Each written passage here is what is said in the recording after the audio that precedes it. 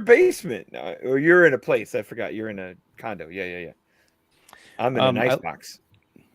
Yeah, it's cold down here. It's chilly. It's cool as Ant-Man and the Wasp, Quantumania. That's how it starts. That's how it starts. Look, I drug myself out of a year-long comic book movie moratorium Drug for this. Yes, drug, exactly. Exactly. Yeah. Okay. Nice doing lines off the microphone. That's a new one. I haven't seen that. Actually, doing lines off the pop filter. Wow. But no, really gives a gang. good pop. Well, look, I'm excited because I've got a lot of Earth's Mightiest Critics back here together again. It's been way too long, gang, and I'm thrilled that you could all join me here. I wish it were under better circumstances. Ant-Man and the Wasp, Ant-Man 3, Ant-Man and the Wasp, Quantumania. We're here to talk about it. It was, I think, the second worst reviewed Marvel movie on the old tomato meter. I do believe you are right.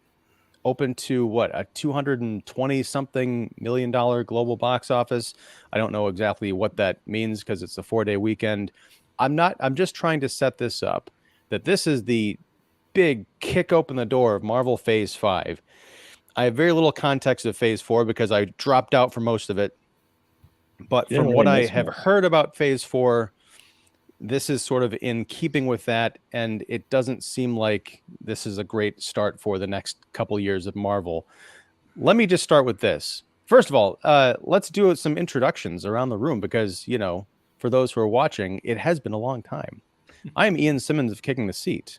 We have Jeff York of The Establishing Shot.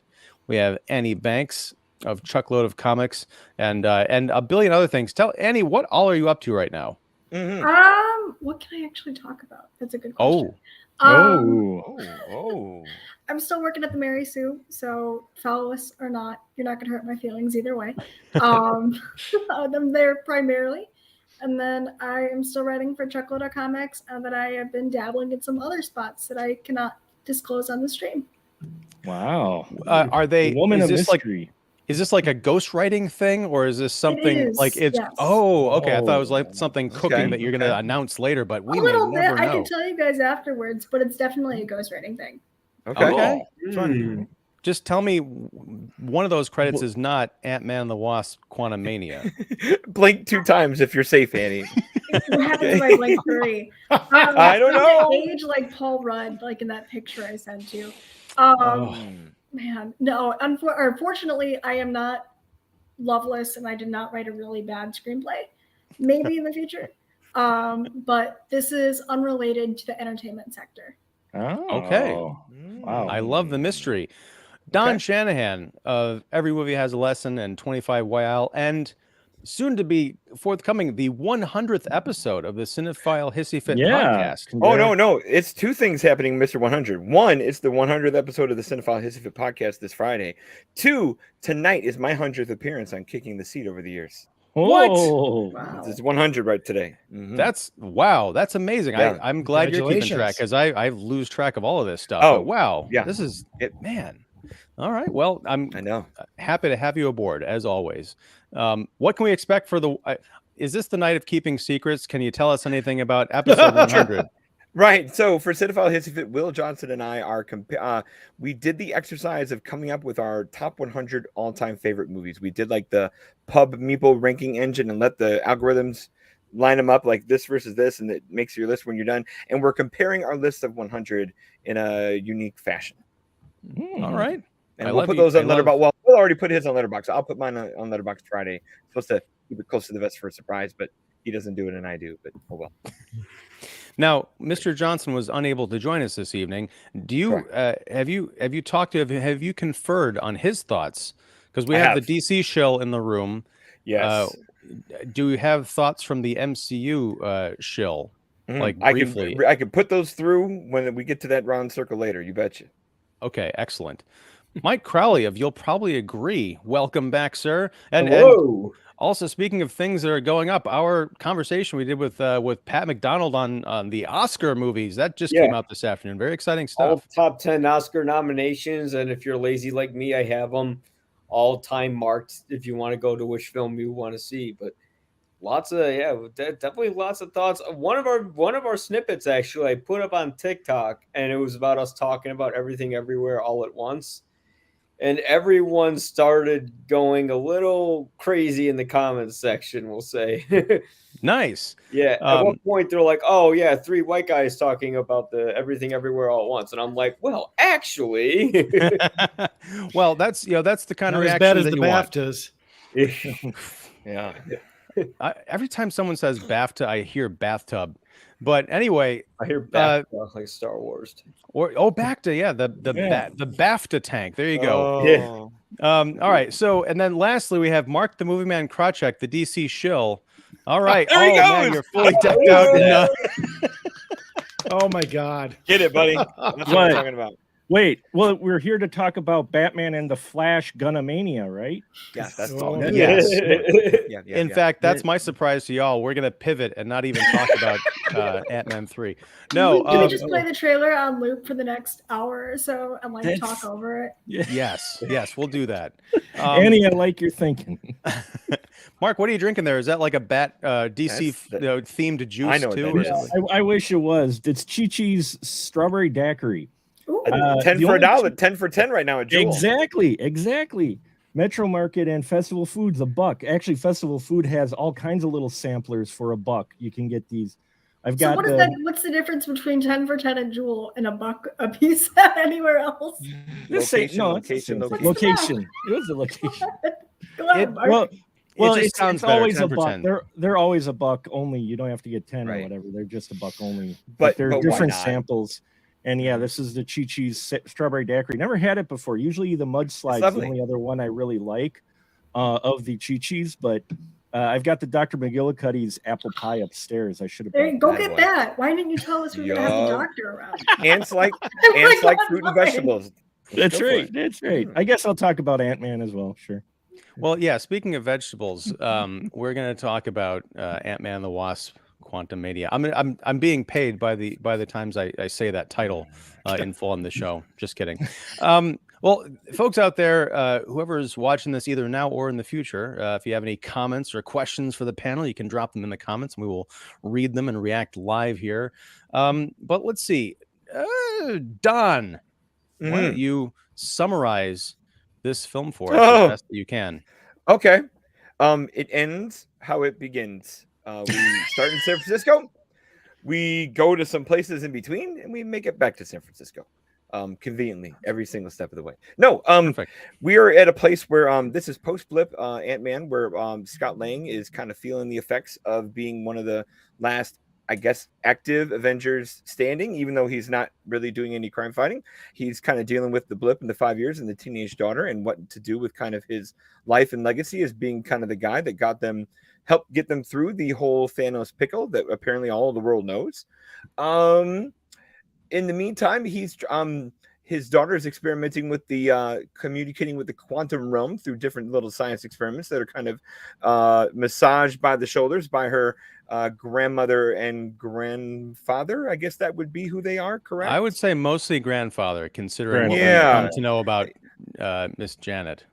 That's right. So she's kind of getting encouraged to kind of get her science on, and she does, maybe in a little bit too good of a way in terms of connecting with the quantum realm, as Janet would like to tell us that is not the best idea to do. And sure enough, it's not the best idea because they all get sucked in and end up in the quantum realm, which is, of course, as good Ant-Man fans know, is a place that Janet Van Dyne had spent many a moons figuring out how to get in, survive there, but also get out of there. And in her time there, she has met Kang the Conqueror, or at least one vestige of Kang that we're supposed to know from the very multiverse of things that constitute what this whole Phase 4 has been.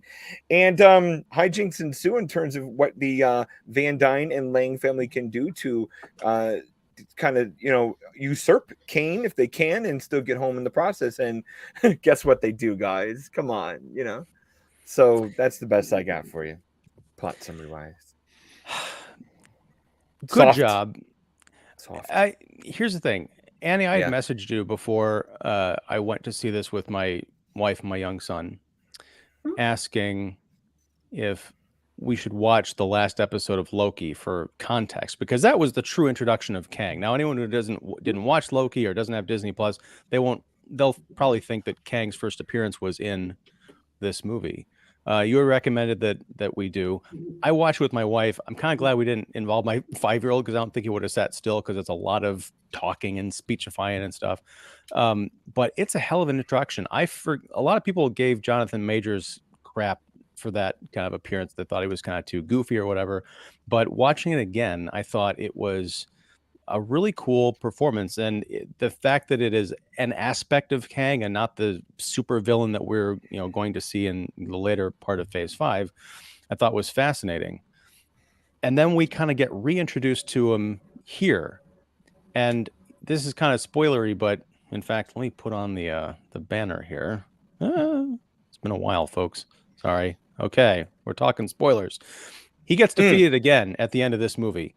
So you've got a supervillain who's supposed to be the successor to Thanos in terms of his ability to shake the Marvel Universe to its core. He's been defeated twice by lesser known supervillain and lesser known Avenger. How is anybody supposed to take him seriously? I know we've got some post-credit scenes that are alluding to big and bad, great things to come, but of all the problems this movie has, I think the biggest is that they took a character and an actor that I think people were kind of excited for and just squashed him like a bug. Thoughts? Yeah. Well, I think you're. Oh, go I'm ahead. sorry, go ahead. No, please. Well, it's basically this movie is banking on Jonathan Majors exclusively. And if we look back at a movie he was in earlier this year, Devotion, he had to carry that movie on his shoulders as well. But if this is all the payoff we're going to get with this whole multiverse thing, I'm extremely underwhelmed. If why movies such as Spider-Man No Way Home worked was because they had characters who are a part of our childhood coming together in one, but they make it solely focused on that main character. Here, this movie just wants to open up doors and tell you and tease you about things to come, but yet you don't really see what that thing is. They keep going, oh, there's a world full of surprises, and you're gonna see. Just hang on, just wait, it's coming. It's like, okay, where is it? Am I just getting Darren? Is that the big surprise? We'll talk about MODOK in a few, but yeah, the movie does suffer from the, something's coming, something is around the corner. You're not going to believe this giant threat. It's like half the dialogue in this film, I swear. Yeah. Well, to your original question, Ian, I think that the problem here is that we have seen now in the two evident examples that you stated as evidence, as well as sitting through this movie, that stakes are really what's the problem in the MCU right now. There's nothing to be gained or lost if you can always reset things or say, well, he didn't really get defeated, or he comes back in 10,000 more versions of himself, or where are the victories? What's at stake?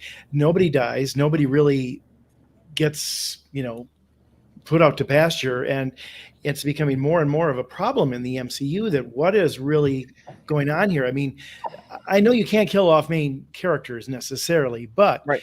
Why not? Why can't you kill off some of the supporting people? Put something at stake. I mean, it takes me back to when Peter Parker walked away from Mary Jane at the end of the first Spider-Man because he didn't want to get her killed. Mm-hmm. And so he gives up potential happinesses. I now grant you the subsequent films, sort of wove around some of that. But Gwen Stacy died in the one. And here I just was watching this thinking, okay, it's another big all hands on deck. Everybody's kind of fighting in this huge epic. Here we are in this Avatar created weird world again with so much money spent on the CGI and everything. And at the end, to Don's point, we end up exactly where we are. Nothing's really been lost. Everybody's still alive. Kang is fighting another day. And oh, look, we've got a couple of sneaks at the end to prove that very notion. So I'm sitting there thinking some of it's very funny, some of it's very clever and well done, some weird ass characters that are amusing. It's kind of like the cantina scene from Star Wars on steroids in parts.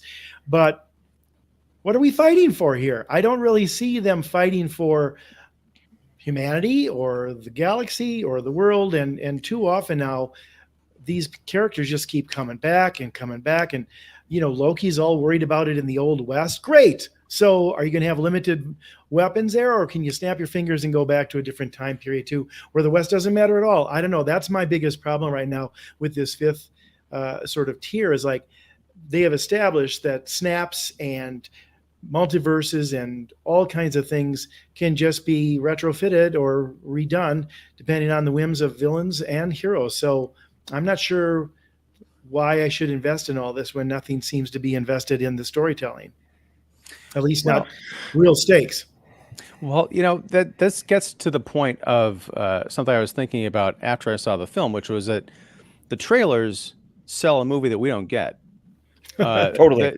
The story from the trailers and now everything that's in the trailers is in the movie, but it's snippets cleverly culled from here and there to put together a story that, again, we don't get. I thought that this was going to be Scott Lang and his friends get sucked into the quantum realm. They run into Kang, and Scott is disconnected from his daughter Cassie because he lost 5 years, and then the blip and the snap and the blip and all that business, and he really misses his daughter growing up. And Kang says, "Well, I can give you back that time, but I need something from you." And I thought there'd be a betrayal, like somehow Scott has the ability to get Kang out of the quantum realm, and then there's a betrayal. And that's why I was disappointed, because I thought, well, they just gave away the whole movie, but they didn't. That was not the movie we got really at all. And I think it would have been great if this had been, Ant-Man. The Ant-Man films have been these kind of caper comedies, these light, fluffy adventures. It would have been great to kick off Phase 5 with a sort of version of that ends on a really down note, sort of like the end of Loki, where Loki emerges and the whole world and the multiverse is kind of going to hell. And Scott, they kind of try and do that at the end of this movie, where it's like, what if I have unleashed the apocalypse? But then it's like, it's probably fine, and he eats some really nasty cake and cut to credits. It's just, it's a very bizarre movie. And Mark, I know you're the DC shill, and this must be filling you with joy. But no. I like Marvel and I like DC. I just want to see a good film. Now, this is a Marvel film. That's what I commented when I went. You look at it; it hits all the Marvel beats that you've seen. The problem is, this is not. I put this in my review. The characters were ready for a story of this epic size. The writer, director, and editor of this film were not ready for a film of this epic size. Well said. Yeah. And just from a filmmaking, because I'm not very familiar with most of the characters. The only thing I know from most of these characters is from the films.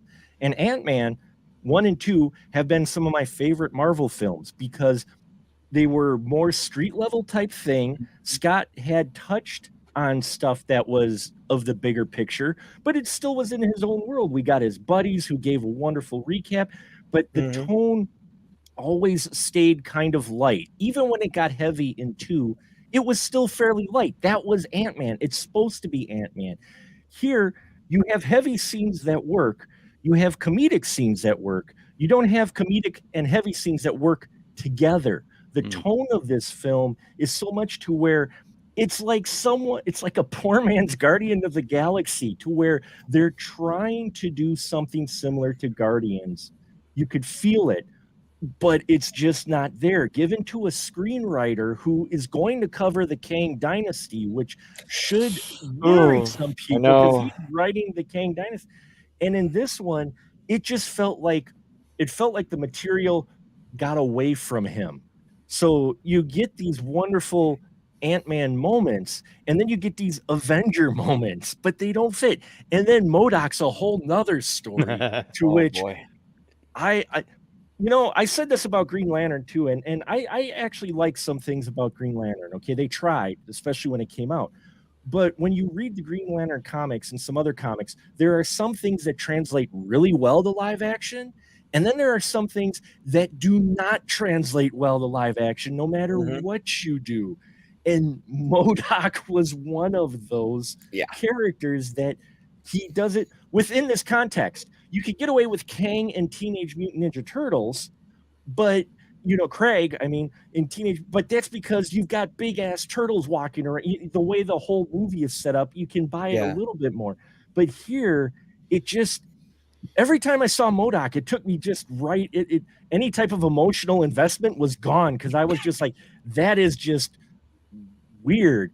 And Kang, I love, he is Jonathan Majors. He's trying so hard, and his character I love his Kang character. I think he's an interesting character, the way he plays it, the way he talks and interacts with the heroes, the whole 9 yards. I am intrigued by him. If it wasn't for him, the rest of this movie it wouldn't exist. Really fall flat for me. Yeah. I want to see more Kang, but not horribly makeup at the last minute tag on Kang scenes like we got at the end here.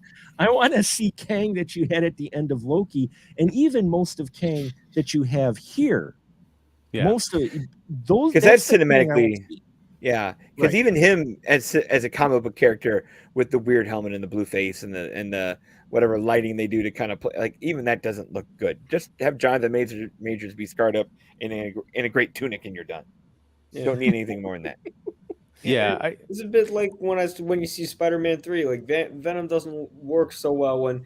Why do they always show their faces when they don't have to? Either stick with the blue or don't stick with the blue. It's, they paid all this money for these actors. They gotta get their money's worth, because you could just have anybody behind that CGI goo. Annie, jump in here. I am embarrassed for Marvel. I am embarrassed because I took a good family friend of mine to go see this, and it's going to be really good. And we met up yesterday, and he's like, I didn't really like it. I was like, thank God. I felt so bad on the drive home.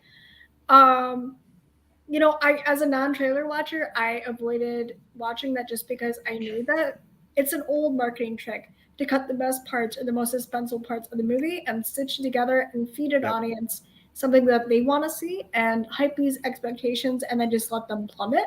And they can't do anything because you really want to. What? That Flash trailer is the same thing. I didn't watch it, so I wouldn't know, Don. But you can have your fun and watch it all day long. Don, you're the no trailer guy. What are you doing commenting on a trailer? Guaranteed it's the stitch to the, like, I bet there's 8 seconds of Michael Keaton in the whole movie, and you got all 8 seconds in the trailer. Okay. Yeah. We'll see, Mark. Yes, we shall see. My bet was 20 Sorry, minutes. Annie, my bad. All right. Annie, sorry. I was really unimpressed with Catherine Newton as Cassie. I think that Emma Furman should not have been just booted off of the role, especially through social media. That is incredibly disappointing and disheartening of Marvel to do. If you're a multi-billion-dollar studio, just tell someone. Don't make a social media post that you're going to be recasting the role. Oh, I didn't hear about that drama. So the previous actress who was Cassie Lang in Endgame, from like the 5 minutes that we actually got to see her and interact with her, she brought a really emotionally charged performance. And she lost the role to Catherine Newton, and Marvel announced the recast. I believe it was through Instagram or Facebook. And that's how the actress found out. And I just think it was a total downgrade. I think that this was totally miscast. There was nothing about Cassie that was very magnetizing. They tried to make her this politically outspoken young woman, and I felt like it was Catherine Newton reading off of cue cards 30 feet behind the camera somewhere. I don't know anything about Catherine Newton as an actress. She was in, oh goodness. Big Little Lies. 13 Reasons Why.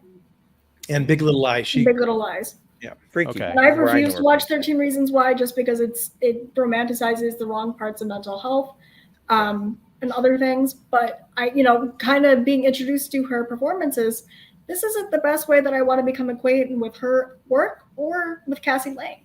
Cassie in the comics, it becomes stature and kind of is folded into the Young Avengers. And I was kind of wishing she'd be stuck in the quantum realm. I'm serious. There was a leaked ending where it was, I think it was Hope and Cassie, or Cassie and Scott were stuck at the end, and they were swallowed by the quantum realm. And I'm like, that's fine. That is perfectly fine by me. They get their reconnection, and you get a nice sending off for both of them while kind of closing the chapter on the Ant-Man saga.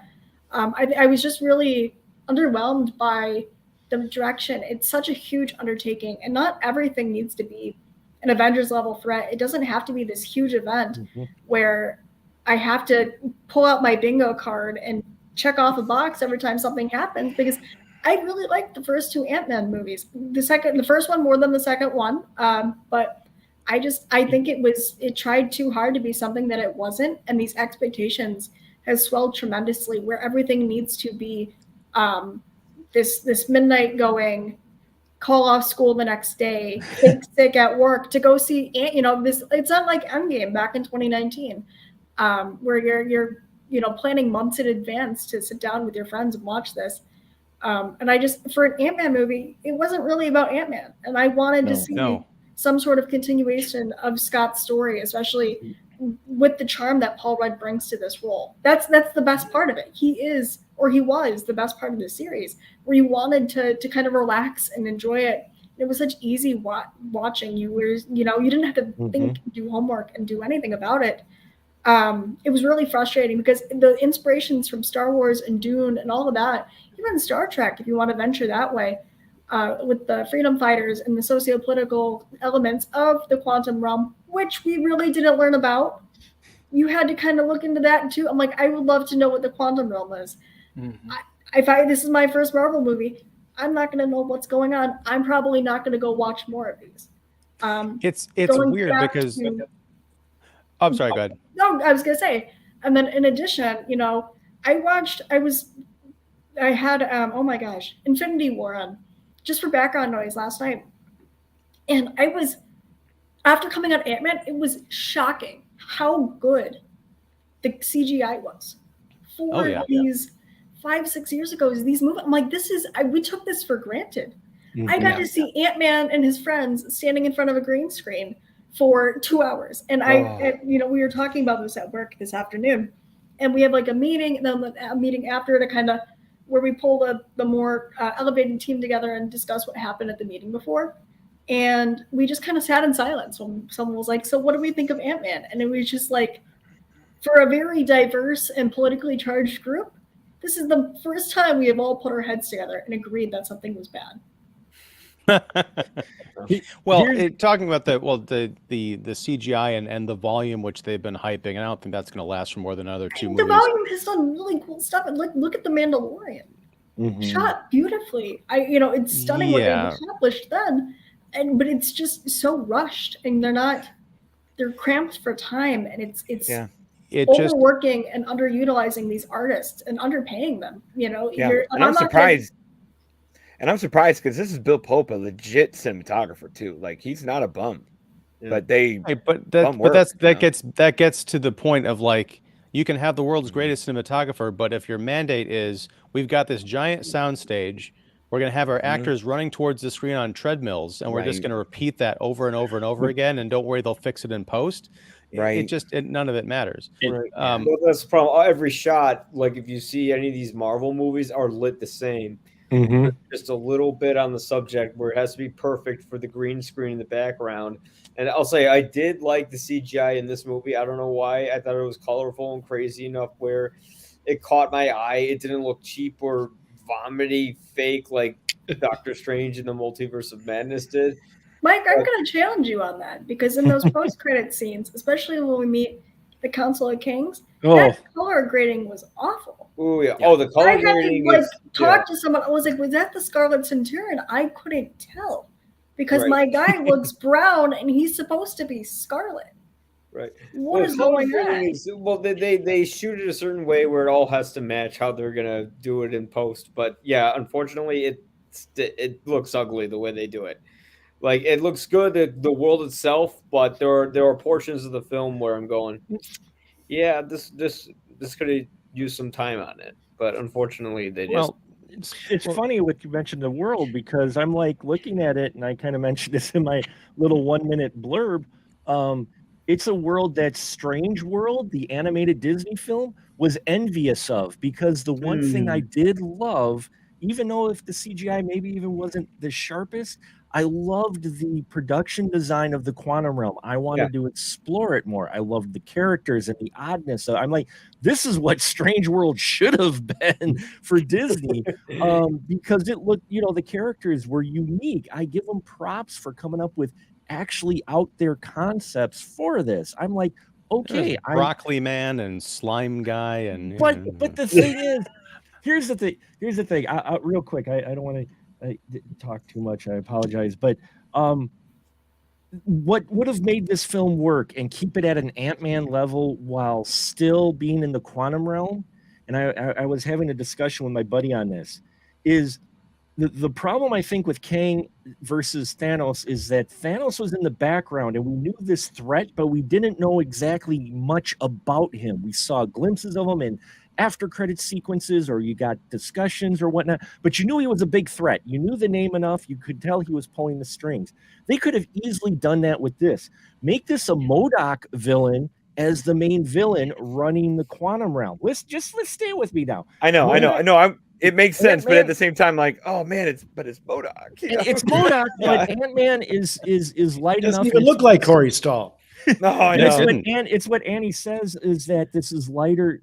Ant-Man films have always been a bit of a lighter fare. Still have serious moments in their parts that will affect the MCU, but it's always been a lighter fare. You could add MODOK, kept the light tone, cut back a little bit on the heavy stuff, and then find out at the end that MODOK was only being handled by Kang. You only get a bit of Kang, just enough to know that he's involved, and then boom, you're launching into it. That way you keep it street level, even in the quantum realm. You keep it on Scott. You cut out some of the extra stuff, because if you remove Kang and just leave it to MODOK, you don't need all the stuff with Michelle Pfeiffer's character, Van Dyne. Even though I loved her in this, you could cut that stuff out and keep it so that it would be an Ant-Man film that's still crazy with all the crazy visuals and everything. Keep it light. You've got funny MODOK. You can keep things rolling. And then at the end, you hit it with, oh yeah, by the way, Kang actually was pulling everything. And now Kang's still a mystery to most of your MCU movie fans who aren't familiar with the character. And you're like, okay, this seems like a really bad guy versus a guy who just got his ass kicked by ants. I'm there with you. The only pushback I think I would have against that is that then I think it doesn't take much to see that Marvel is just doing the same thing over that they did in phases 1 through 3. Anyway, you're right. Like, if you have Kang, touchstone here and touchstone there, like he had an episode's worth of time to really show up in Loki. He's got this movie's worth of time to like play this quantum realm stuff, and if he keeps interjecting himself into enough places in a more forceful way than the tease that was Thanos, yes, it counts as doing something different than what they did before. And I get why that's the tendency or the wish. Well, I will say that I prefer Kang over Thanos. I feel like Jonathan Majors. Yeah, I do. Oh, I the prefer Majors. just Yeah, because that part. I couldn't buy Josh Brolin's performance. I had no I was younger when the Infinity Saga came out, and I was more invested in the MCU than I was the comics at the time. So trying to understand who Thanos was and understand why he posed this great threat, I didn't get it. I wasn't as literate. I'm still not literate, but I'm working on that. But I think with Kang and Jonathan Majors' performance really sells it, because you have a more grounded approach to him. Even though they tried to sell Thanos as a father and this murderous torture and the favorite daughter thing, as a daughter with who has a sibling, I should relate to that more. I don't get that. In defense of Thanos, though, and I don't disagree with a lot of what you're saying, Annie, is at least with Thanos, I understood the plot. I'm not sure I really am getting all the complications here and what his, if you will, end game is, because it doesn't seem like there's anything at stake. He's got this great world he's created there, but he wants to expand his horizons. I mean, I'm not sure. And I think, to me, the big problem with the MCU right now as they start phase 5, and this was a perfect example of the problem, is what you're all saying about what you like about Ant-Man is, let's face it, it's smaller. It's not just smaller because he's a small superhero, which is adorable and funny and counter to sort of the guys who are flying all over the place and doing monstrous things against big things. He's, working on countertops and stuff. But it's a human story. It's down to earth more, as you said, Mark. And I think that, a lot of this stuff was recognizable. Even Thanos' scheme in the big epic that was Infinity War and Endgame to basically thin the herd. I get that. I'm not sure I know what the hell's going on here anymore and why all the people, Scott Lang has to carry this humongous epic. And it worries me about, is every movie going to be like this now? It also worries me a little bit about that DC trailer for The Flash because, can we not just tell a simple story with one Batman or one villain or this, that? Now it's all hands on deck, all the money. And you're right, the money spent. They did a lot of crazy characters and some interesting art direction with production design and the land and everything else. We don't get to see much of it, but a lot of the special effects you could tell were rushed. They weren't really fully realized. It's too much everywhere all at once. And I think I just wish they'd rein this shit back in because my worry is for the next 8 films that are part of Phase 5, it's going to be like this all over again. Big, noisy, complicated, convoluted. And again, because you can travel across the multiverse, what's really going to be an end game? There is no end game here. Right. They can all be changed with a snap or by going to this universe or, hey, we're over here now, so we'll just bring this version who died over there back here, and then he continues on. That's bullshit. Well, here's the thing. I know there was a big retreat a few months ago, and Feige and the creatives at Marvel said that they went away and they planned everything through Phase 6. But looking at the roadmap of just the TV and movies that are coming out in the next year, I still don't see how this connects to Kang. I mean, Secret Invasion, I don't know if that has anything to do with this. I don't know if the Marvels has anything to do with this. I almost guarantee that Guardians of the... Loki season 2. No, but okay, but that's the exception. I mean, but we're talking about stuff that's coming out in the next, 6 months. You've also got Guardians 3. It's kind of the same thing at the end of Loki when they introduce Kang, and they talk about he's going to be the big villain. He's going to come back in Ant-Man 3. And I remember saying at the time, that's 2 years from now. When is this whole thing about Kang is going to be the thing that really shakes the Marvel universe to its core? When's that going to happen? Because you've also got things like Agatha Harkness and Echo and all this other stuff. Got a celestial hanging out of the planet after Eternal. It's like, right. Earth's core still okay? What's happening here? And I guess we are just sort of giving up now that everybody has to watch everything to be able to track one film because they're all so dependent upon everything else that's preceded. There's no such thing as a one-off or a self-contained story. If I don't watch season 2 of Loki, I can't appreciate the next couple of movies. Is that how it's all going to go? To me, that alienates a lot of potential audience there because I don't think people want to invest that much time and remember everything. To your point, waiting 2 years for Kang to finally appear, that's abuse, isn't it, of an audience thinking that they're going to give that much time and attention to you? I don't know if that's really fair. Well, 2 years. Oh, sorry. Go ahead. I'm sorry. I was going to say, especially just real quick, Marvel up until Phase 4, let's face it, everything, and this is before they really had the TV series, so you could really have movies that were connected. Now, some of them were more tangentially connected than the others, so you didn't have to necessarily see everything to get the bigger picture. But if you did, it was like a bonus. But now that they've introduced television and all these kind of disparate movies, it just doesn't feel like it's one cohesive thing. I don't know where it's going or why I should bother following. I will say that the final end credits stinger with that was the Loki one, right? Right.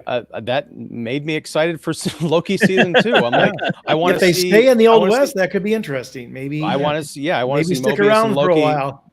Chasing Kang through time, and it looked like he was building it looked like he was building a primitive version of the quantum portal that Scott had in the back of his truck at the end of Ant-Man 2. But the one thing I want to kind of touch on is Ant-Man as the character. Yeah, he does take a back seat in this film, but he also takes a lot of abuse. I think unjustly so. Cassie is a completely different character in this movie, not only for the reasons that, Annie mentioned she was recast unjustly, but in the first Ant-Man movie, she's, she wants to be with her dad and he wants nothing more than to be with her. In Avengers Endgame, when Scott comes back, she greets him and she's got tears in her eyes and she's so happy to see him, and they're kind of doting over each other.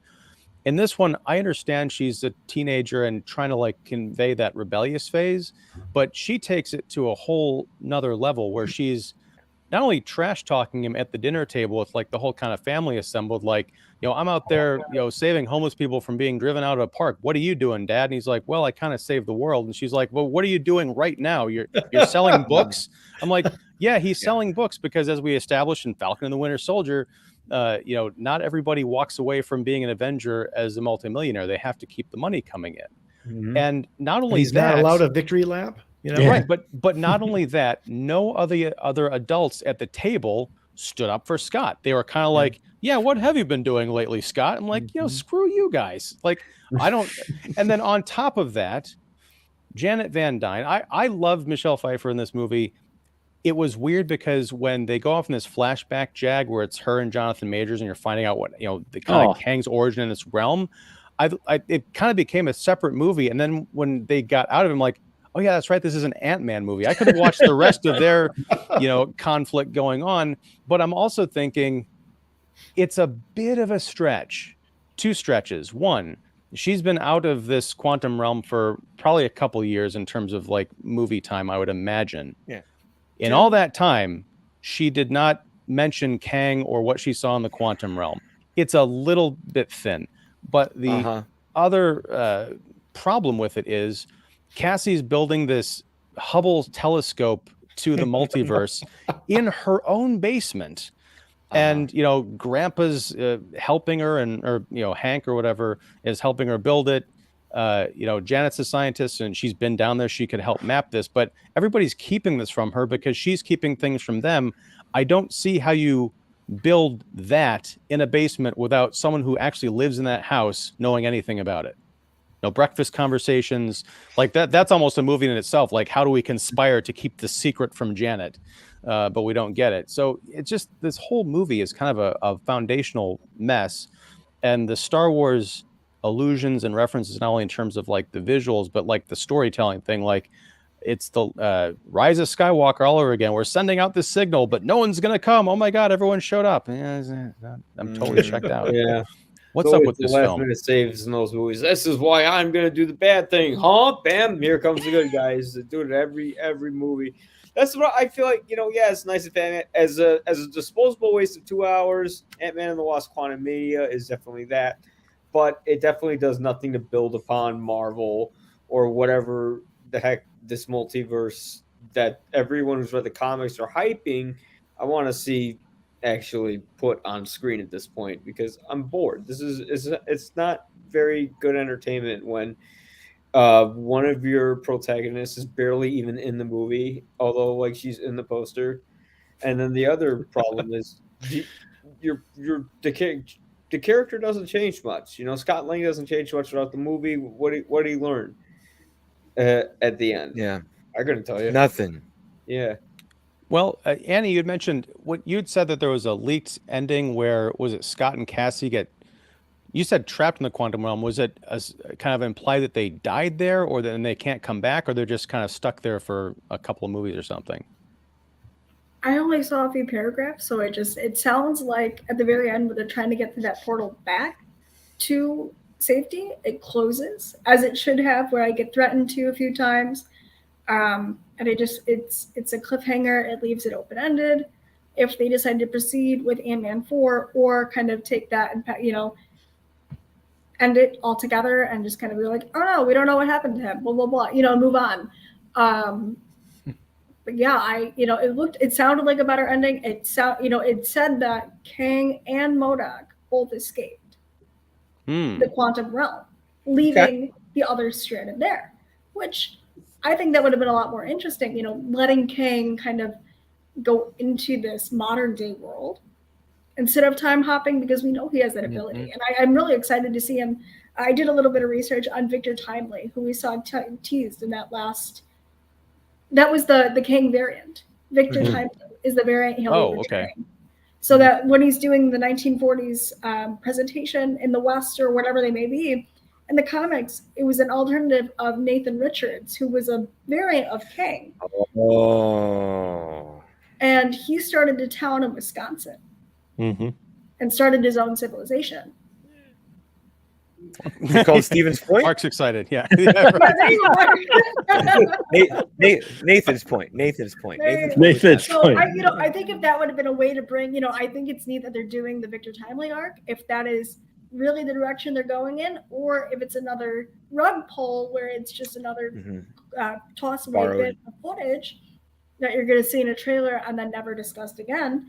I don't know. Having him escape and having that havoc on real time, in real time, I don't know. that would be interesting, especially because Marvel refuses to let go of the Thanos era. Like we learned that they're refusing to let go of the snap and everything. Play into that by bringing in this other threat. You can keep it there. You could do your Thanos ice cream shop and your snap or whatever. It's like putting a 9/11 bar in your town. Like, what is the point? He's now endorsing Snapple. See, what's funny? It's funny that you mentioned that ending, Annie, because in all honesty, where I thought the credits were going to roll on this, I would have probably felt better about the film than where it did. And where I thought the credits were going to roll, and you probably it felt like it literally was directed that way, where they end up defeating Kang. Cassie gets into the time portal along with Grandpa and Grandma, and it closes behind, and Hope and Scott are the two that are left behind in the quantum realm with the victory cheer of the Ewoks banging on the drums, but basically, that scene where they've got the camera coming, the lights coming in, they're staring over the crowd. The crowd's very happy that Scott helped them in the end. Boom, black.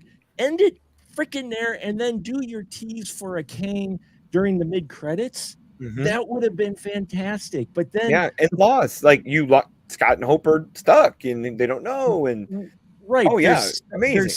They're stuck, but Scott was happy because he saved his daughter, which was the whole point of this whole film, was him wanting to at least save his daughter. He knew she was safe again. He's with Hope, who they finally are like, hey, you're hot too. Yay.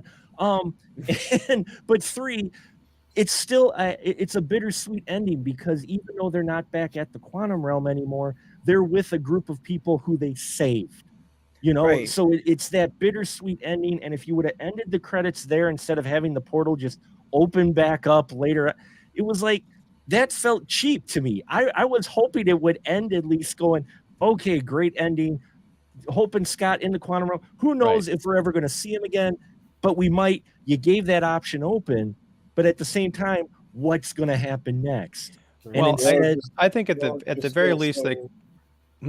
Oh, I'm sorry. You can go ahead.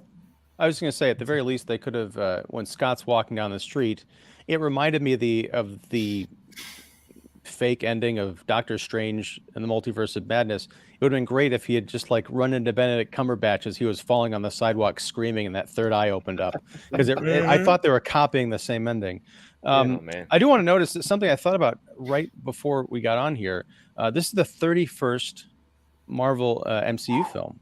Wow. Which makes it all the more appropriate that there's a Baskin-Robbins tie-in for all 31 flavors. 31 flavors. Yeah. Didn't Paul Rudd have a Baskin-Robbins moment at like a Walmart in Ghostbusters Afterlife? Is he just like secretly carrying this product placement? Yeah, he grabbed there was Baskin-Robbins in the freezer in the ice cream in the Ghostbusters to throw the back to his reference of being Ant-Man. This is the plot of Insidious 5. It's great how this whole plot to the movie just seems totally inconsequential. They keep telling us that he's going to do something bad. I'm like, okay, we'll start conquering. Please. Or how many times does a character say, "Oh, we're not going to talk about that right now. Oh, I can't talk about that right now." And like, we're going to keep pushing things away, like Jeff said earlier. Like keep talking about it. But let's talk for a brief second about my second favorite performance in the movie, aside from Michelle Pfeiffer. Bill Murray. I was fully expecting him to just show up and like, hey, look, it's Bill Murray. But he was an actual character that gets 5 minutes of decent screen time. And it looked like he was giving a performance that was beyond him just like, I just got to show up and be myself. He's got a history with Janet. And he's basically the Lando Calrissian. This movie is nothing but Star Wars ripoffs. I'm telling you, he's the Lando Calrissian of the quantum realm, selling out his friends. Was there a shot where he gets eaten by that giant monster? Because I was expecting that. I couldn't tell because there's so much stuff going on in the background, but I'm pretty sure he got eaten by that thing that he was trying to drink. That was a nice surprise. There are elements in this movie that I kind of liked, but as a whole. But even that comes and goes. Like it was nice for the 5 minutes you got it, and then he's eaten. Wouldn't it be more fun if he's the next broker of things down there in the quantum realm? Like if he was like Jeff Goldblum's character, the Taskmaster, where he's still kind of there, and you never know if that could pop up again, and like just put some longevity to some of these cameos, not just. He kind of reminded me of Benicio del Toro's Collector from the Guardians. Yeah. Oh my gosh. Get the Collector. Get Goldblum, Del Toro, and Bill Murray. They could be maybe in an alternate timeline they form the Watchers Council. There you go. I would take that. I'd watch that. I'd watch that. Those pointy white cape collar things. Yeah, totally. I recently found out that Del Toro is a good friend of mine's cousin. Whoa. Yeah, because I texted him. I was like, I'm gonna go see Ant-Man. He's like, all right, I'll go with you. And then he didn't.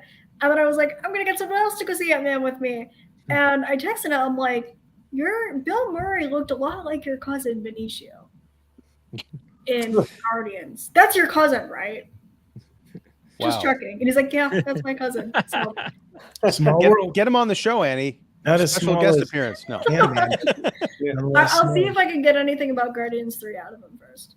Ooh. Well, that was the thing with this film is I was very interested in the side characters more so than any of our main characters. I mean, when you meet the revolutionaries in there, I loved that group of individuals. Their leader and the unique Solo, a Star Wars story. I name don't care. 2 of them. Right there. Can you name 2 of them? I can't name 2 of them. Lightbulb head and beard. Ben and broccoli guy. Janotha? Yeah. Janotha? You're just making up words, Annie. It's okay. Well, that was David Right. Well, I had a few drinks before I came on here, so probably. All right. No, that was David Dalmashton, right? Das Malson? Sure. As the blob guy? Yeah. Well, I'm glad they got someone from the original trio who belong in the Ant-Man movies. The side character, where the hell is Louise? Michael. Where's Howard the Duck? I want my back. With the Collector. That's the whole point. Yeah, I don't know. That's true. But this was one of those where it had interesting side characters I wanted to know more about, but we unfortunately don't stay with them enough to even know their names. But they're interesting characters. I wanted to know about this ragtag group and their conflict with Moda, but we don't get that. Even the battles. I hazard to guess, Mark, it's because that's about all there is to it. I mean, the one of the problems is like it sort of is the cantina scene, but it's on almost a planetary level, and that's a problem because you just look at like, hey, there's 2 or 3 of these same like weird race of characters, and there's like 5,000 of them. It didn't look like an actual weird integrated alien society. I couldn't tell if anything like worked or how it worked, or after the revolution's over, will any of these people get along to form any kind of sustainable society? On top of that, like when Janet, I guess she was out in the wastelands, whatever that's supposed to mean, there was like nothing around her when her ship crash landed. And then later she finds this whole like other civilization of, alien creatures. And then there's wherever Kang lives, which is all like, Tron super electrified city of like millions of, soldiers. So I don't know where any of these people are in relation to each other. Like, how big is the quantum realm? Because everyone seems to land in the exact same spot. Remember, isn't it supposed to also be subatomic? Like, for all we know, it's on a drop of water in a park in San Francisco. Yeah. I don't know. And yeah, and how does that line up with is the quantum realm unified? Is it like other drops of water and then this, or is it all just I don't know. so many questions. Yeah. What I was No, going to say wanna earlier, know is the TVA in the quantum realm? That's right. Where are they Is at? the time variance authority inside of this droplet or puddle or speck? I've seen this movie, and Woody Allen's an ant, and it's in Central Park, and it's really adorable when you get to the end, and like, oh, it all takes place there. How about that? Oh wow, you know. that was Or And then Strange you World, wake it's on up the and it back was of some just a turtle, dream you and know. the top stops spinning, right? I guess. one question I actually thought of while I was watching this, because I was thinking of better movies like the Endgame. The snap was supposed to affect all life in the universe. Did it affect all life in the multiverse? Did it affect all life in the quantum realm? Not in the You know quantum me, realm. Because the quantum realm Yeah. is part of our, Yeah. maybe it's part of our universe. I don't know. Or they're variant quantum realms. You could do like 1,000 movies about this, Yeah. exploring ideas. It's almost insulting because I looked up the screenwriter for this movie, and there's 2 credits. One is the main screenwriter, and the other is Jack Kirby. And I'm like, I know Jack Kirby didn't write this because he's long dead, but it's not even based like on- right. But but on IMDb, it's not even like based on original material. It just says whatever this name is, and then Jack Kirby. I'm like, I'd sue Kirby Estate, but Did you they've see had this their own problems with writer's Marvel. Did you see this writer's credits? It's like 4 Jimmy award Kimmel shows and Jimmy Rick and Kimmel Morty. and the Oscars. Yeah, And Rick they're and Morty. letting him do Kang Dynasty? Yeah, that's what Yep. surprised me when I looked at No. his credits. No, Let Daniel Destin Cretton do it. It's like and letting Michael Waldron do multiple Marvel projects. It's like they want to torch. They're laying down the gasoline and they're striking the match. Yeah. This is how I mean, they I'm win. all- This is how they self-implode. Well, Yeah, I mean, every I'm all dog for- has its day. Maybe this is Marvel's. I mean, I'm all for some of the. I don't want to say it in this kind of way, but I'm all for the diversity of talent they've been trying to bring in the last couple of years post Endgame, where, you know, you've got the Agent Zero, female directing team doing WandaVision. You've got, the sci-fi guys who did like what was that, those great movies like Encounter and stuff, like and then the Moon Knight crew, and like I guess Michael Waldron counts and this guy counts, where I don't mind the diversity of talent they're trying to bring in, but maybe check if it's good talent. Well, I don't know, they're getting lost a here. roadmap. Don, I think it all comes back to the roadmap. Yeah. And then when you do the multiverse, it splinters like crazy, and I've been calling that a bad idea for 2 years in this show. So and it's all over the comics too, like in both DC and Marvel. Like I am so sick of the word Crisis. multiverse that I don't know if I'm gonna make it to phase 6 Well, or guess through what? most You of phase got 5. another verse coming up, and it's going to be 20 times better because it's the Phil Lord, Chris Miller team with the only multiverse that matters, and that is the Spider-Verse. oh, see, Yeah. that's too much too. But DC is doing the thing by nature of the Flash trailer. It looks like they're taking the page from the whole multiverse world of MCU. They sure Flash are. Of can course they are. change time. He meets himself. He meets 3 Batmans. He's all over. I mean, well, Great! like I don't have let to see somebody it now tell a because you simple told me story. everything that Here's the bad happens. guy. Here's his goal. Here's the good guy trying to stop that goal. I will plug your ears in. Everywhere. I all will- at once. It's too much. I will I don't want to fully invest that much in all of this backstory and having to remember who all these people are all the time. I just think they're going to exhaust people after a couple more of these. Well, the thing is, We sound exhausted. I always All right, thought, Mark, like, once we fatigue get is real. past the nostalgia of seeing Michael Keaton again, or Toby, or Andrew, what is there? Nothing. And so far, I don't see a lot. no, Like it was cute for the But no, few if things you they look did, at and the then that's Flash, it. You could do the Reverse Flash, which is basically Ezra Miller doing what they're doing right now, and you could do anything else. You could pull Grant Gustin into this. You could do some sort of Arrowverse revival on the screen. You could do literally anything else without having to tap into the 3 biggest names that the studio has going. Right. Yeah. But they're stuck though. They're in they've got all these finished projects that they're Someone's dying in the vine. They have to release them to make some money before they start whatever they're going to start next, which I'm all for. But my goodness, like you're stuck with 3 movies now, right? Because it's Aquaman, and it's Blue Beetle. Those are the 3 that are still Snyder-esque, right? Blue Beetles is going to be in the new plan. It has been hasn't been talked shut- about okay. that. Blue Beetle will be part of the new plan, but Aquaman, It's Guardians, him. and Guardians. Well, not sorry, not Aquaman, the Flash, and Shazam. and Yeah. Shazam We're are the stuck with last three. Are the last three that would be the tail end within the Snyderverse.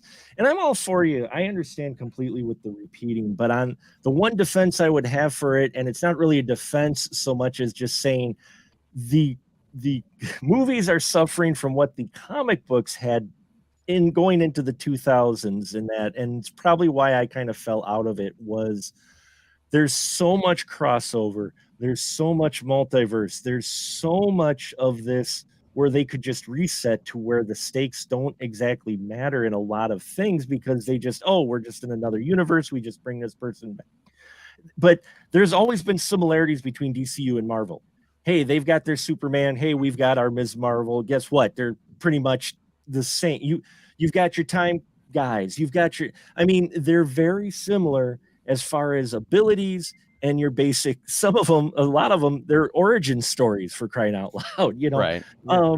Yeah. And I think it's not quite as prevalent in the comics, or you accept it a little more because it's print and you get an issue every month, and pretty soon that kind of fades to the back to where long term you're getting into it. You can stretch it. Yeah. You can stretch well, it. our movie but it's funny because one of the things that I think in the last certainly 20 years of comics that has really become a big thing is sort of the one-off, where they do a special story, and you can tell a story about Mystique, or you can tell a story about Catwoman when in Rome. Again, maybe not for every character, but as they divvied up a lot of the X-Men, they did things like that. Those are just tailor-made for films if you want to tell a good story over here. But now it's all got to connect. The New 52 and the multiverses and the MCU, it's all just, it's like it's become a religion. Like you have to know everything about everything that's gone on before, otherwise you're really not going to necessarily get this. And I don't know, I just find that's kind of crazy, especially when you start finding and running into these obstacles like, okay, which universe are we in here, or when's the origin story start, or wait a minute, that doesn't quite line up with this, whose vision, who's whatever. It gets, we're spending so much time talking about all of this gobbledygook that is great, but it takes away from the simple fact, is this good storytelling? No, it's not. It's too complicated. This is not world policy on foreign relations. They're comic book characters who are trying to go out there and have some fun adventure. And I feel like I have to carry an Encyclopedia Britannica with me all the time to keep track of the players without a scorecard. It's ridiculous. There's a lot of fun in this movie, but the worry to me is, where does all this go from here? Because if this is phase 5, I think you're going to start bleeding fans. You make a good point there. It's got to have. It only matters if you hit him in the wallet. Yeah. You have the Fantastic Four coming into this. You have the X-Men coming into this. And both of those titles, Ant-Man doesn't require a lot of nuance once you get that right beat that they once did with the first two. Right. They knew their formula. They had it down. And they could have done the same thing with this, Stout Pact, even where you leave Kang to be this teaser at the end, where you mention and big bad, oh no, but we got MODOK for most of it. And then you get that big reveal. And that pulls you into Loki season 2. Yeah. But when looking at more complex and diverse stories, where you have to understand the greater scope of these individually standing storylines, where it's not really a necessary in, or you can't really find that tie. I assume that they're going to do the X-Men through Deadpool 3, through the Wolverine. I know that McKellen and Stewart are teasing some sort of comeback in a big way. That could be Secret Wars as well, which is another headache in itself. Oh my, yeah. Where you're looking at this and you're like, this is supposed to be a family story. They can't tell a family story now. How are they going to tell the family story later of the Fantastic Four? Mm-hmm. Because they want it to be where Sue and Reed are raising their children. Right. And isn't John Watts out? Like that was probably like, I had a good encouragement because like that's a Spider-Man Matt Shackman is in, and he did WandaVision, so I'm fine with that. That's I'll take that for a family aspect. Like he can pull that off. Yeah. I think this whole thing needs a screenwriting team to do all the movies and all the TV shows. And I know it sounds daunting, but you give people the money that you would give to, you know, all these different movies worth of screenwriters, and you lock them away and you say, come out in 2 years Yep. with our next 10 years mapped out, and we're just Yeah. going to shoot these things. Because it's just, there's no vision. It's, well, literally, because we saw at the end of WandaVision. That's fine. But You're no, gonna get it's Vision Quest. He's gonna come back. It's gonna be White Vision. It's gonna be. is it going to be with was that Kevin Bacon? No, that was something else. Vision Anyway. Quest. Matthew Modine, Vision Matthew Quest. Modine. I'm sorry. Modine, yeah. He's the Kevin Bacon of non-Kevin Bacon movies. And then we'll have a tie-in to Stranger Things. There you go. Or the There you Guardians of the Stranger Holiday. Vision. Talk about upside down worlds. All right. Well, okay. Here's the thing. We've got this could go on all night. So we got a ton of comments here. Ooh, Let's see. All right. This is gonna be some fun ones here. All right. DN, this is going back all the way to the beginning of the stream. So anybody here? Yes, we are here. Am I in live chat or on the comment section? Is this you're real life? you're in the live. Yeah, I don't know. Hey, says King. Avinash. Hey. All right. Marvel was a dead horse when Iron Man 2 came out, yet you guys keep beating it. Yes, we do. Wow. We are beating it here We're live. the 6 people that work at Marvel Studios. You got us. We have been the silver pirates. God, whatever. You Boom. found us. You've Congrats. caught us. Yeah. Sorry. No, man. This high-tech set is what Marvel Cash gets you. I'm Betty, totally Marvel. I'm actually in Marvel Studios right now. That's Yeah, subterfuge. What Hello, is that everyone. you're on the phone. You look like Milton in the basement of Office Space. That's what. Where's your red stapler. stapler? Yeah. I don't have a stapler, but I got a Batman fidget box. That'll work. Nice. Okay. Petty says, hello, everyone. It's been a long time since the whole gang has been together. How does David change shaved and with glasses? It's good to have the most mighty critics back. All right. Let's see. Playing The the part of Russos have- Dave will be Jeff. Right. The Russos have set back cinematography 2 decades, and now we get the idiot James Cameron, who have totally lost his marbles. Disagree. I don't know about the cinematography stuff, because as Annie was mentioning, like the Infinity War and Endgame movies, that I liked Infinity War more than I liked Endgame, oddly enough. Yes. But Yes. I would not Same. ding the cinematography on that. Plus, I mean, what was it Captain America Civil War? I think that's still my favorite. I think that's still my favorite of the Marvel films, Eesh. both in terms of like storytelling and visuals. So, chacun a son goût. Yeah. Avinash says, it's funny how they show the box office worldwide, but the whole world isn't drowning in the same woke wave they are. Can't enjoy their stuff because I don't understand their politics. We live outside the USA. Fair That's enough. a fair point. I mean, like what Annie said with the social justice warrior Cassie stuff, like it. That's Hold on a minute. Hey, an don't American look at me. thing. I never said the word social justice warrior. No, and but I'm not just gonna let you put words in my mouth on this stream. okay. Fair Because enough. Fair that enough. is no, She did no, not no, say no, that. Because you know She what? did not say that. Working in political spheres, I've learned that these terms are nothing but buzzwords that you're going to use True. to rally yourself up, and you're going to label people just because someone said something that you don't want to hear. I wouldn't say that she's a social justice warrior. I think that's a representation of someone who is a white woman living in California. I got you. There's a big difference, and you can take your politics and you can discuss that off the stream, but I'm not here to do that. I'm here to talk about what happened, and that was it. That was the extent. They're freedom fighters. They're talking about fighting for freedom. She wanted justice. They're heroes. They're fighting for the better of the world. If that is our climate right now, homelessness is everywhere. It's not just an American issue. Well, yes. Okay. The Film Fan Club says Scott Lang did nothing wrong. Except agreeing to be in this movie, but that's more Paul Rudd. I'm not. Scott's wrong for not just slapping that brat of a daughter at least once. It's better to learn a lesson from your family than to have that happen outside one day. What are they even teaching about fam? Well, we're not going to advocate slapping kids here on the stream, but point taken. Slapping me is okay, but slapping kids, no. You can slap me. But you're like a big kid, Mark. You're sitting there. You're in a Batman baseball cap and T-shirt.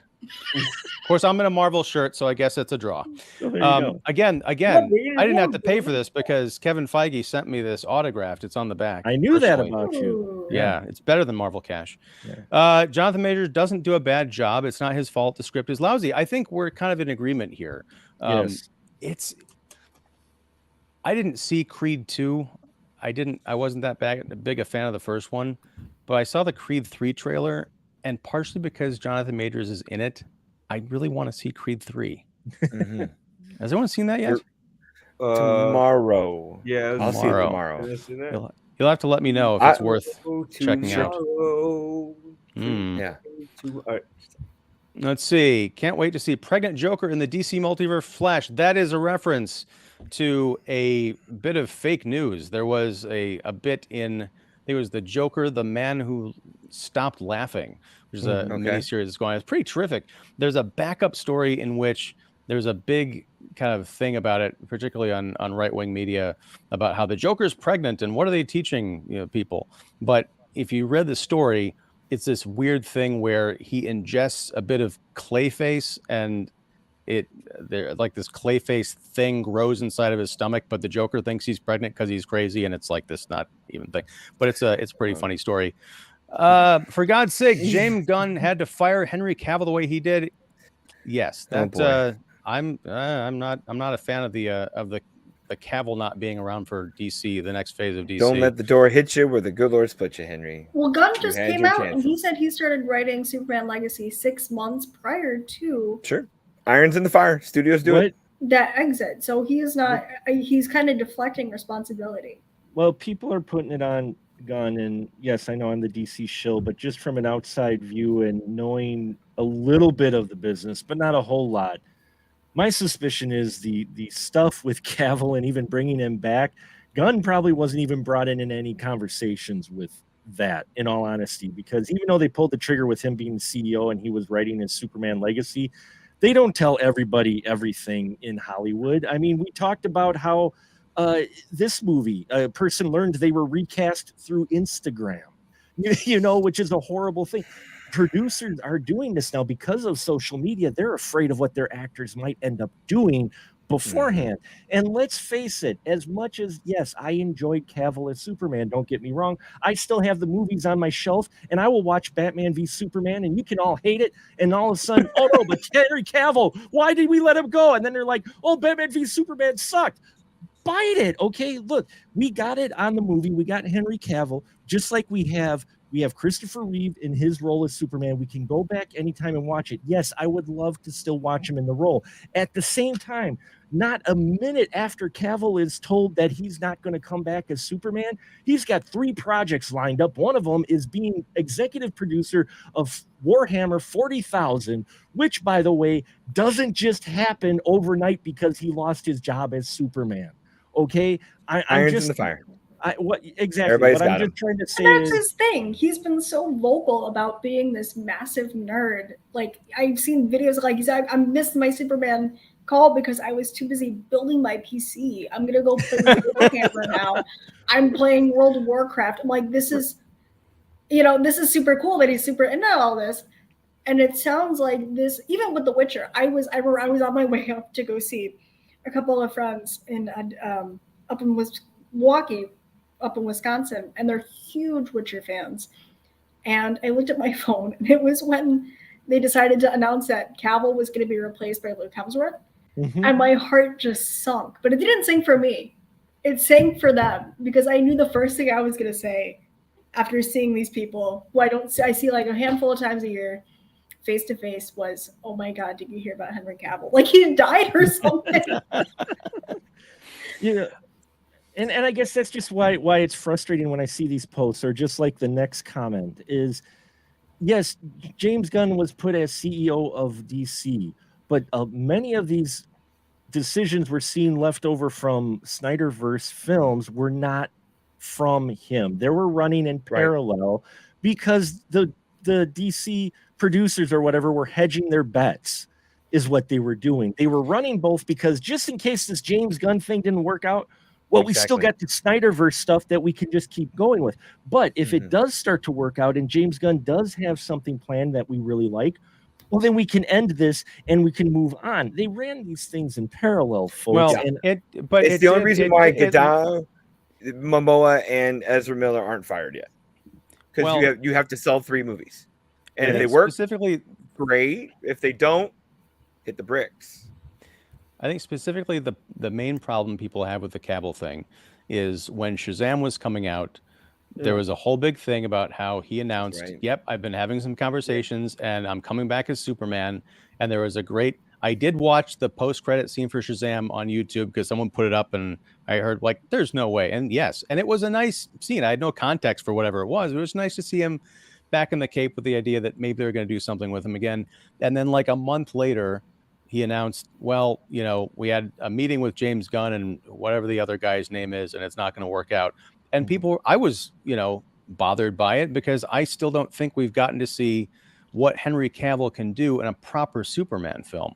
And I think that's where a lot of the hurt comes from, is because people are thinking, and I know, Mark, you've got your feelings about the Snyderverse and the treatment of Superman and everything, but there is, I think, a more pure to the comics version that Henry Cavill could do. And maybe they'll do that with whoever they bring in for the next version. But I think it's going to be that person and that script, honestly, is going to have to knock it out of the park in order for people to not be like, they had a good thing and they let it go. But didn't we have these same exact conversations when Henry Cavill was picked, and before that Roth was picked, when they said no one could play Superman but Christopher Reeve? No, it's a different situation, because we had films with this beloved actor in this role that people kept thinking that they had gotten it wrong. Ralph wasn't, there had been 20 years or 30 or something like that between Reeves and Ralph, and they couldn't bring Reeves back for Superman. No one had ever said no one can play Superman again. I remember that was one of the reasons that Ralph was praised, was because he bore a resemblance and sort of acted in a way that reminded people of Christopher Reeve, as if that was a continuation of those original films, which it was sort of meant to be. And then Cavill, I think people were like, he looks great, and no one really remembers Superman Returns because all he did was lift a damn plane. So all right, we could be here all night, but we got a couple more comments. More fun. We got a lot of great folks joining us here tonight. Ezra Miller isn't fired because Gunn is a pedophile sympathizer. Wow. Ooh, there it is. That's wow. Well, we've gotten to that part of YouTube. He does prefer Ezra and Amber over Henry. This panel sounds like when Stalin had a private tribunal for Trotsky, and Marvel is Trotsky. This is, I think we've been invaded by Chat GPT. This is what I think. Yeah. Since no one asked, Jeff, what do you think of all this matter? What? Okay, Jeff, what do you think of all this matter? Well, I think I said quite a bit already, but I just I found a lot of it entertaining. I find a lot of these movies very entertaining and clever and fun to watch. I worry that it's just getting way too complicated and all this stuff that has very little to do with storytelling, and like just even the last few minutes of conversation, it's like it's a lot of stuff that is all behind the scenes, which is fine if you're following Hollywood. But my worry is all that kind of stuff starts to become the sort of the bitterness that starts to taint these projects, when I'm hoping that if James Gunn is going to take over DC, that I wish him well with it. And, hopefully his vision will be a little more fun, maybe a little more separate than some of the things that Snyder was going for. I think Snyder did some very good things. I think ultimately it was a little bit dark and down and dour, but my concern mostly is this phase 5, because I thought this was going to be like Annie said. I really like the Ant-Man movies because they were small, they were kind of modest, they didn't spend a lot of special effects money. Every shot in this new movie is green screen. It's all green screen. I question whether Michael Douglas is even in a scene with Paul Rudd. I don't know. He may not have been. It might have been shot like Rodriguez did Sin City, which worked okay down there in Austin for that movie. But here, I think it seems very disconnected, and I think it's too ambitious and too much going on. And I'm a smart guy, but I sat there next to Annie, sometimes wanting to, and I resisted all my elbows saying, what the hell's going on here? Are you tracking this shit? Did I miss something? I'm sorry. Was there a pamphlet that they handed out to get me prepped on this? Because it was a little much. They gave us the magnifying glasses. Yeah, Right? That was on the back look of at that. your that's where the expectations. story was. That was to look at the expectations for your movie. Ah, very funny. Well, Nice. Mike, I wanted to know what small. your thoughts were with some of the camera work, because for me, the camera work on this, especially when you had the dialogue, that scene with, while Bill Murray and Michelle Pfeiffer and you had that wonderful exchange, the way it was shot and edited, it's all headshots and very close or medium shots. You barely see the background mostly. And I was thinking, well, maybe that's because they're trying to hide the fact this is all on a green screen stage.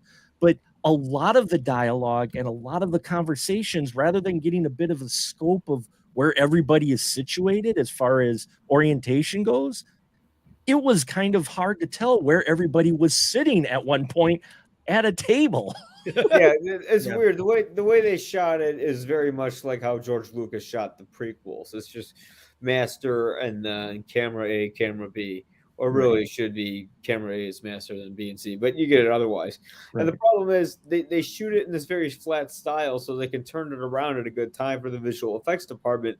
But in doing so, there's no real individuality to the film or a mark stamps to it where it'll make you go, wow, this is an amazing looking movie. Because at the end of the day, it is a Marvel movie that all shares the same uniform color grading, because if they break from that, then it'll probably break from their visual continuity, and they don't want to do that. But because you have this huge world with these flat shots, it looks like you're watching something that is filmed in the egg rather than, done on the spot with the huge crew behind you. But it's the way they shoot it, though. It's boring to see. It's boring to see. I want to see more. I find more character out of New York City than I find in all of the purple and blue and red. Didn't you say you liked the cinematography though? I like the visual It effects. sounds like you're kind of going back and forth here. No, I'm glad you're correcting me on that. I like the visual effects overall, but the cinematography was very basic, because cinematography has to be shot a certain way in order for your background to match perfectly, and that was kind of the sacrifice they made. So apologies if that was a little unclear. No, I don't know, because I don't want to. I want to make sure I'm understanding you correctly, and especially with the color grading, where there have been some really vibrant additions into the cinematic universe previously, where we've kind of seen that color grading fizzle out and kind of bottom out, where it's just a black screen against a blacker screen in the background. I remember when they uploaded Wakanda Forever on Disney Plus, there was a lot of complaints like, my screen is at full brightness, why can't I see anything? Yeah, well, and the thing is, if you look at something like Loki, it doesn't look the same as all the other Marvel shows. It really just pops. Like, I remember that first when Loki first sees the what's the name of the organization? The TVA. Yeah. When he's first inside the TVA and he walks by the window and he looks outside the door, and there's these beautiful Metropolis-inspired arches for buildings. Wait. Going back to your thing on Loki here. End of Loki. Loki doesn't remember Mobius. So why are they together? I mean, that's probably like from episode 3 or something. It's something I'd have to I don't think it's a direct bridge. More homework. No. Another variant Loki. What the hell is going on here? There you go. Jeff's gonna lose his mind. The point in the end was that he didn't remember him. They'll explain. It's just like they had one of the teaser scenes at the end of one of the Marvel movies from one of the earlier phases, where it showed that Cap and Falcon had captured the Winter Soldier. They had his arm in the vice. That was from like the middle of like the next movie or something like Civil that. War. So it's not a direct bridge. At least I hope not, because that would just be wild. Because they can't just forget that they didn't know each other at the end of Loki, the show that they're making a sequel to. All right, so I do want to wrap this up. A couple more fun ones here. Let's see. You can have all the messages and lessons of life you want in a movie as long as the movie is enjoyable. Movies were more fun than screaming toxic fans at the screen. Does that mean you're screaming toxic fans at the screen, or toxic fans are screaming at the screen? Either way, it sounds like a party. Man of Steel is the best superhero film ever since Marvel rolled out their garbage with Iron Man. Oh, good God. That's okay. It's a contrarian Olympics. No, it's comic book chat GPT. It's Dower something there's is nothing better to do than hey, they are participating in our live stream. It's the only place to be. And then dour is not the adjective to describe the movies of Snyder. It's one of a Hey, list. Mark, that's for you. There you go. You had a fan. All right. I'd So, say sullen and gloomy is actually what is the definition of dour? It's, Looking at it now. is a rather appropriate word to describe a lot of Dour is to be the tone relentlessly and severe, as well as the dark stern, or cinematography. But we can argue about semantics. I as much as I'm the DC shill, I will fully recognize the warts and all, but I still enjoy the films, much like a lot of the Marvel fans. In all honesty, you know, I think part of I've seen a lot of, oh, don't believe the critics, just go, I enjoy the film. Every time I see that, I'm like, mad props that they enjoy the film. On the other hand, it's also brings back the joke that Eddie Murphy had in Raw. When he said, wait, can you say that on the stream? Yes. You can say. I don't know. Let's ask bullshit Jeff York up there. Don might know what I'm talking about. Is he talks about how you'll be in a relationship with someone and they won't have sex with you and won't have sex with you and won't have sex with you for like 3 months, and then when they have sex with you, it is the best sex you've ever had. He goes, and in a way, I feel almost like Quantumania as far as some people's enjoyment of it and looking past the warts is kind of like that. Phase 4 turned so many people off. They were looking for anything that resembled the Marvel that they had, and you do have that here in a lot of things that play out. And I'm not faulting people for enjoying what they enjoy. I'm just saying that there was so much disillusion or you know, things that were worrisome in the other phase that this one at least feels the most like the older Marvel films, you know, as far as a direction, the way the story kind of goes, and not as solid, but definitely better than most of what the previous phase offered. And I think that is where some of the appeal is coming from as well, is the fact that, hey, you know, this one's all right. I bet you the next one's going to be even better. Guardians of the Galaxy 3, that's a prime example of how they abandoned a solo story for the greater good, because how many people are going to have to go back to watch Guardians of the Galaxy 2 to remember Adam Warlock was teased at the end of that film? And how long ago was Guardians Volume 2? Almost exactly 6 years. That movie came out the day before my youngest was born. I hope I didn't offend people with that joke, but I'm just saying that. Go ahead. Part of the reason with it is, I think, you know, it's the most resembling a Marvel film of recent Marvel films. Which is good because it's a Marvel film. Now, I am shutting down the comments after this last one. So this is for you, Mark. All the superfluous talk about color grading, come on, wouldn't be warranted when discussing the movie of Snyder's, because the movies are visually tasteful. There you go, Mark. That's I would say they're visually more alive. There's more going on than the flat shots that you usually get on the screen. You know, you look at a Zack Snyder film, you can look at one frame of that and go, whoa, that's a Zack Snyder film. You know, you look at a Marvel film, it looks like any other movie, really, with the way it's shot, because they have to go through so many directors. You know, they don't go, okay, we're going to get behind this one director's vision. You know, they're going through a team of directors. If anyone's the true visionary behind it, it's probably Kevin Feige, who's overlooking everything, and you have to go by whatever his master plan is going to be. Well, I would say in recent years, Kevin Feige has overlooked a lot. Because I think, Mark, it might have been you earlier at the beginning. You said you saw it and it was like, yeah, this is a Marvel film. Because that's right, you posted that in our kind of Facebook group. It's strange how that has come to mean something completely different in the last half decade. It used to be like, this is a Marvel film, and there was like, so what Annie was saying, the midnight anticipation, the making plans to see it is like almost like appointment television, but it's appointment, you know, pop cinema. And now it's like, yeah, it's a Marvel movie. That's yikes. Okay, I lied. Almost. It almost becomes like a slang term. It's like, oh, it's a Marvel movie. I don't want to. Thanks, Scorsese. Be slang for it. Oh yeah, it's a roller coaster. Okay, so I lied. There's one last comment because we got to get petty in here. Until now, I didn't know how much I missed this roundtable. Ian, thanks for bringing them back. Well, thank you, Petty, for being here and hanging out. Now, I know we've been kind of down on Ant-Man 3. I want to leave on a positive note. We'll come back after this, but I do have a different opinion that I'd like to share. I've never done this before, so hopefully this will work. Yeah, let's see if the. Do you remember what the full title of it is? Wait, hold on. Luke, we saw a movie yesterday, didn't we? Yes. What did we see? We saw Ant-Man 3. Do you remember what the full title of it is? It's a long one. Ant-Man and the Wasp. Quantumania.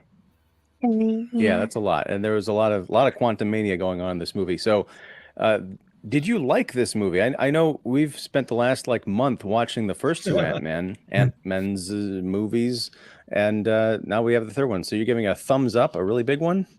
Yeah? Did you love it? What did you love about it? I liked when the ants tried to fight Kang. Luke, that's a spoiler. We're gonna have to put a spoiler tag on this section now, because you just told everybody the big climax of the movie. Yeah, hang your head in shame. No, get back up here. So who is Kang? Kang is the big bad of the entire movie. Yeah. So what does he do? Why is he a bad guy? He's a bad guy because he could destroy any planet in the entire space world. Oh, and all the multiverses, all the different realities too, right? Yeah.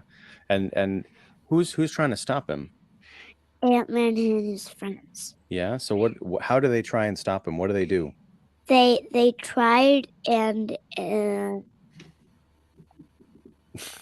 Okay, you can pick one thing they try and do. There's a lot going on in this movie. It's a long movie. tried to. You gotta lean into the mic so people can hear you. They tried sending a big Ant-Man army that destroyed Kang. Yeah. Did they succeed? Did the good guys win at the end? Yes. Yeah. Was there anything about this movie that you didn't like? I don't know. No? It was a perfect movie for you? Yes.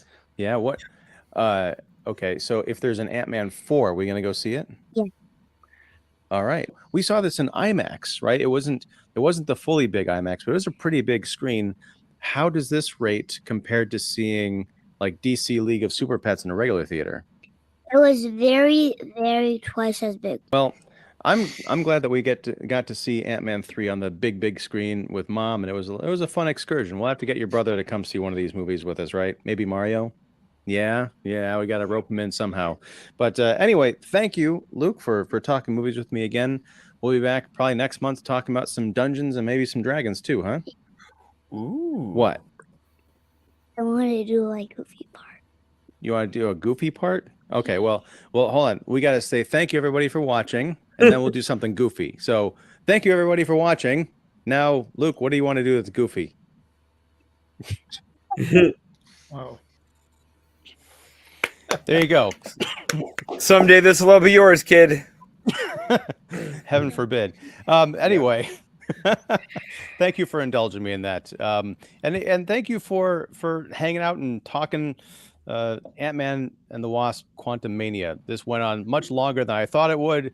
The comments were stranger than fiction, but I do appreciate everybody and their points of view. Even though we may not share them, we do appreciate them. So yes. Thank you. I'm going to just give everyone else one last quick shout out. I'm, as always, Ian Simmons of Kicking the Seat. We have Jeff York of The Establishing Shot, Annie Banks of Chuckload of Comics, The Mary Sue, and other projects to be named or not named. Very exciting stuff. Don Shanahan of Every Movie Has a Lesson, 25YL, and Cinephile Hissy Fit Podcast, episode 100 coming this Friday, right? Woo! All right. Mike Crowley. Oh, and also your 100th appearance on the Kicking the Seat podcast. Thank you very much, sir. Mike Crowley of YPA Reviews, Mark the Movie Man Krawcheck of The Spoiler Room and Special Mark Productions. Thanks, everybody. We're not going to be back for comic book movies probably until May because I'm going back on hiatus. This movie did not convince me to leave my shell early. I didn't see my comics movie Shadow or whatever it was, but I do appreciate you hanging out for this special instance. We will be back because I think next week, if I have this right, we're going to be back talking about a TV show called The Mandalorian. and also a bear named Cocaine. If I have that understanding correct. So yeah, check the Kicking the Seat YouTube channel for more information. Check the description below for all my lovely and talented guest hosts, information, websites, and stuff. And yeah, till next time, whenever that is, whatever that is. Thanks. Take care, and go Ant-Man and the Wasp and Quantumania.